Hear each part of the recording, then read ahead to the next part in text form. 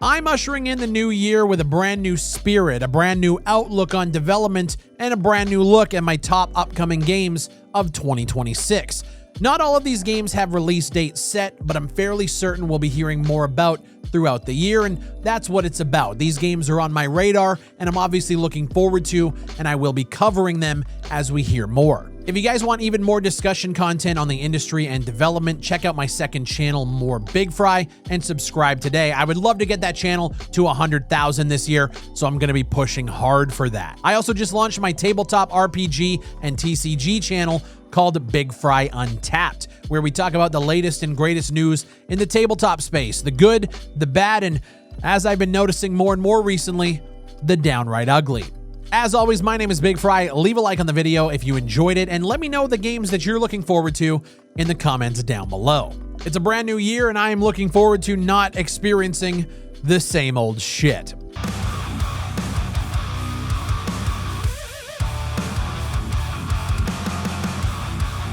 The first game on this list is a game called Den of Wolves. It's being developed by 10 Chambers, and we don't currently have a release date on it. However, I do have a good feeling that this game is going to be releasing in the later half of the year, or at the very least, we're going to be seeing more open play tests happen to where we're actually going to be getting hands-on. If you guys don't know what this is, it is a co-op heist FPS from the original creators of Payday the Heist, Payday 2, and GTFO. And if you guys haven't played any of those games, specifically GTFO, their most recent one, you need to play it. It's a fantastic game. We've covered it on the channel in the past.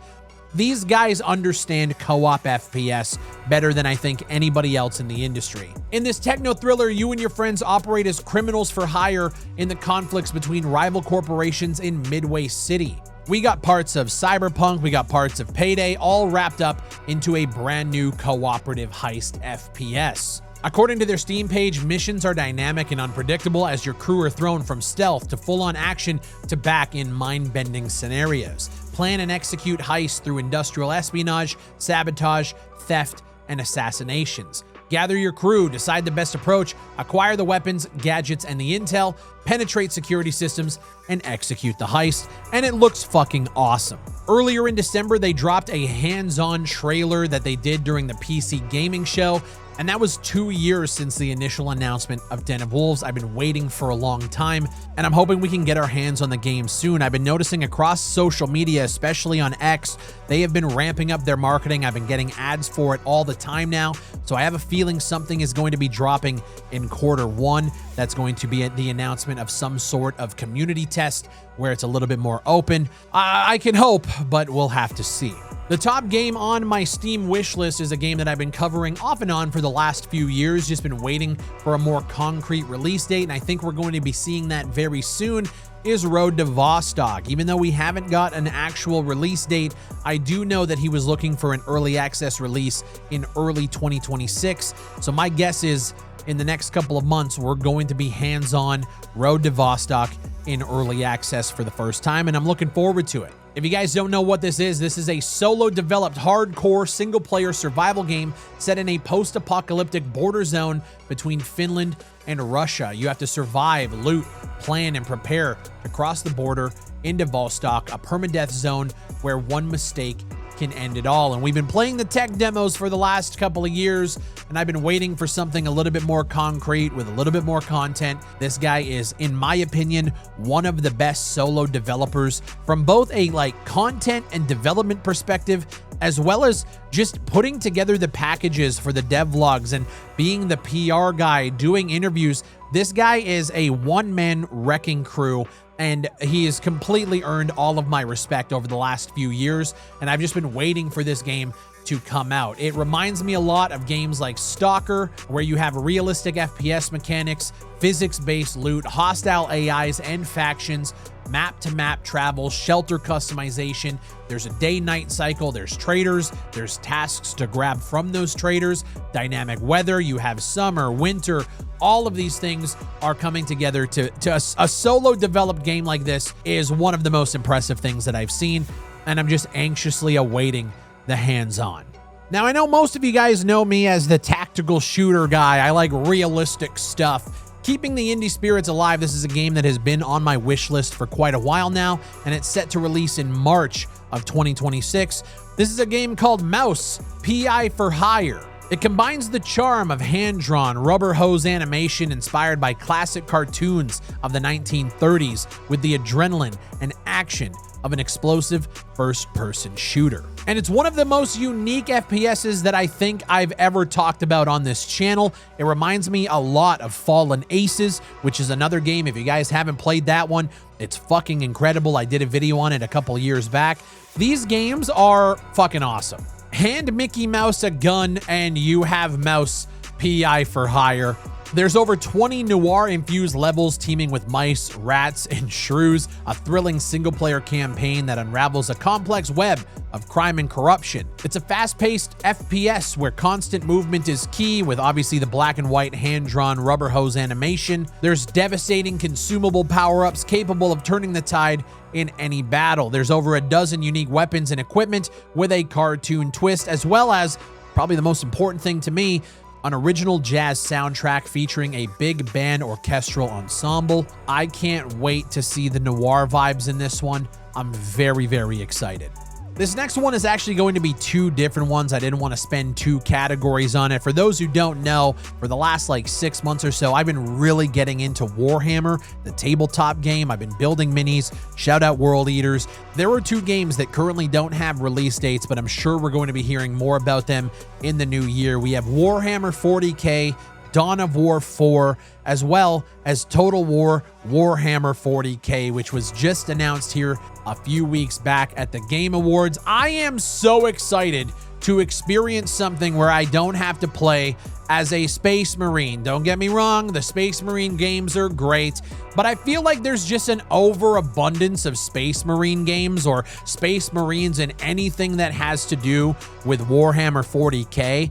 And from the looks of it, man, you can play a lot of different iconic factions in Warhammer, the Total War game coming out. You can customize your war machine and engage in devastating battles as you carve a bloody warpath. Now, let me tell you, I'm not the biggest grand strategy RTS player of all time. The most you could probably see me playing would be a game like Civilization, which obviously is an RTS. It's that 4X grand strategy. Total War is probably going to be my first foray into this grand strategy RTS style game. I've never played another Total War. I really don't know much about them, but what I can say is I am knee deep in Warhammer 40K, so anything to do with that franchise, I'm going to be diving in the new year. And like I announced at the opener of the video, I did start a new channel called Untapped, where I want to talk about TTRPGs and stuff like Warhammer 40K, showing off the armies, talking about 11th edition, which is going to be coming out sometime soon. So if you guys are into Warhammer, tabletop, magic, and anything else, make sure you guys subscribe to Untapped.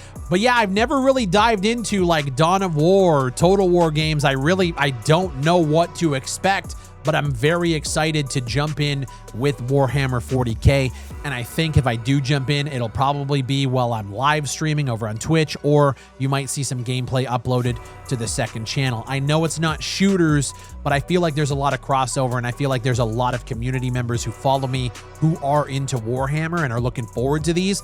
I am too, but I really don't know what to expect. So the next game on this list that you guys probably wouldn't expect me to have on this list is Highguard, the game that was announced at the end of the Game Awards that was essentially dead on arrival from the moment the trailer started.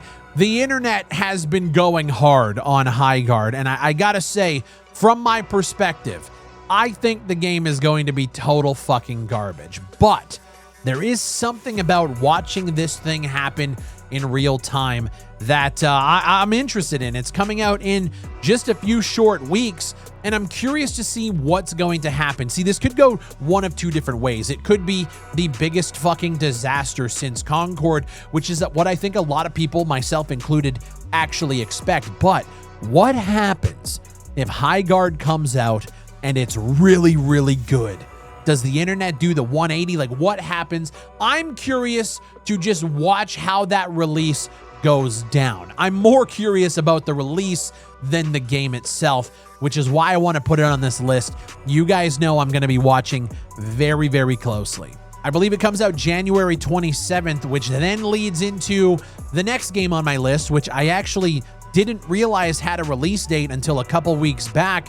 And that's a game called The Midnight Walkers. Now, before we talk about The Midnight Walkers, if you guys are enjoying the videos and you enjoy the content, you fuck with me, head on over to patreon.com/BigFry and become a Patreon supporter for exclusive live streams, early access to the Push to Talk podcast, exclusive videos, and more. Now, this one's strange because it's coming out January 28th, or at the very least, it's slated to. I have a feeling, and I don't know what, it's just my gut feeling is telling me that this game is going to be delayed, but it is an extraction shooter that is coming out into early access.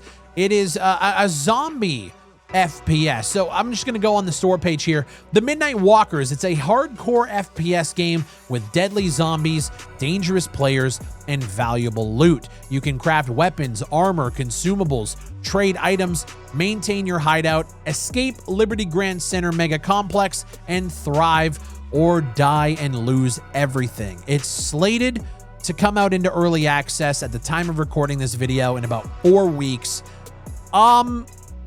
I'm not sure how I feel about it. The first time I saw this game, I thought it was going to be a scam.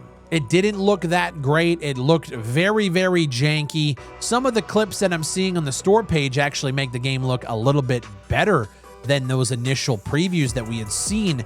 But I get a really weird feeling about this title. I think a lot of people would really want a major like FPS hardcore zombie extraction game like this, but I think we've just seen so many blunders and so many failures that I don't even think most people are like looking at this. But what's strange is this is a little bit weird. There's battle royale elements here as well. So as time passes, poison gas starts to infect floors of this mega complex. It spreads to random floors, and you must use elevators or stairs to avoid the gas, which it's kind of like if you think of Dead Drop, Dr. Disrespect's failed flopped fucking game, where it was more of a, what did they call it, a vertical looter shooter, where you're going to be constantly moving up floors, which again, I had to see how that plays as well. The game has classes. You can play as Brick, a steadfast warrior, or you can play as Crow, an assassin with nimble movement. So it's got hero shooter elements as well. I think it's going to be shit, but it's been on my wish list for a while because I wanted to see, how it plays out. Apparently, it was a top played demo during Steam Next Fest. I never got a chance to try it out, but it's another one of those games that I feel like if the internet looked at it, it would end up being the day before situation. But what's crazy is I haven't seen anybody talk about this game at all. For being a top 7 like demo played during Next Fest, bro, I never saw any coverage for it, and it's slated to come out in about 4 weeks. No buzz, looks janky, but I'm interested. One game, if you guys are followers of the Twitch channel, you know exactly why I'm looking forward to this. It's a game that is slated to come out this year called Road Kings. It's being developed by Saber Interactive, published by Focus. You drive a 40-ton semi-hauling cargo across the coastal plains of the American South. Now, if you guys know anything about me, you know I'm a huge fan of American Truck Sim. I like donning a cowboy hat, taking a sip of a little bit of Crown Royal mixed with Pepsi, and hitting the open road and streaming and chatting with my community. We do it on Twitch. It's a huge event every time we jump in. It's always a shit show, but I love games like this, and I love the simulation of the truck sim. And Road Kings looks really, really cool. I don't know how robust or how advanced the mechanics are going to be, but I'm hoping for good things here. It looks cool, and my hope is that it gets rid of some of the more janky and like limiting features of American Truck Sim and opens it up a little more. It says you can grow reputation from rookie to veteran owner-operator, dodging disasters and rivals to become the hero of the open road. And they're calling it Next Gen Simulation, where you can take control of your truck, where every aspect of the truck matters, from weight, wear, brakes, torque, tires, transmission. to dynamic weather and road surfaces. And the main difference here is that it's not like a one-to-one representation of America. It says you can hit the open road, traveling through breathtaking landscapes inspired by real-life Florida-Georgia border. From serene back roads to iconic landmarks, you can experience a vibrant, beautifully rendered world built for authenticity and exploration. I hope the map is big enough to where you can actually feel that grand design. But what's really cool is you could also go further with asynchronous multiplayer. You can join or create a company and climb the global leaderboards, so you can go and convoy to your heart's content, which is something that it's weird. When you actually look at the page, it just says single player, but they're promoting that there is multiplayer. You can join a company. I don't know what you can actually do. We got to hear more information, but the game's visuals look fucking incredible. And if it is truly next-gen simulation, I'm in. Some honorable mentions here before we wrap up this video. I'm obviously looking forward to Gears of War E-Day. I'm looking forward to Blackwood. It's the new game coming out from Atreto, basically the 0 Hour developers. It's like a John Wick meets like DVD store owner hitman type game. I got a chance to play it last year. It was a little rough around the edges in places, but give it time. I think it's going to shape up to be a pretty cool little indie title. Another indie title that I'm looking forward to is Hunger, the new extraction PvP game from Good Fun Corp, or the original developers of Hell Let Loose. They obviously sold the IP to Team 17. They made their own studio. And now we have a new PvPvE extraction RPG, blending brutal melee and ranged combat with deep, long-term character progression. A lot of people are equating this to the brand new Hunt Showdown. This is the game that's going to take over Hunt Showdown. I think it has a chance to do some really cool things in the extraction space. When I spoke to the developers last year, they said a huge inspiration for their RPG and like character progression mechanics was World of Warcraft, the vanilla World of Warcraft, which, I mean, you got me right there. I'm in. And I think we're going to be seeing an early access announcement coming in the first half of the year. And the last game on today's list is the big haunch, the one that everybody's been waiting for, myself included, and that's Grand Theft Auto 6. Now, I was alive during the hype of Grand Theft Auto Vice City, and I've been waiting to return to Vice in a next-gen Grand Theft Auto experience for like 20 years now. A lot of you guys might not know, and I've been streaming it for the first time very recently. I've been playing Red Dead Redemption 2. I bought it back in 2018, and I never really had a lot of time to dive into it. I never even made it out of the snow portion back then, which is essentially the prologue. I've been diving in for the first time, and I just realized, it hit me, I haven't played a tried and true Rockstar game in almost 12 years, pretty much since Grand Theft Auto 5. And I gotta say, jumping into Red Dead for the first time is making me even more excited for Grand Theft Auto 6.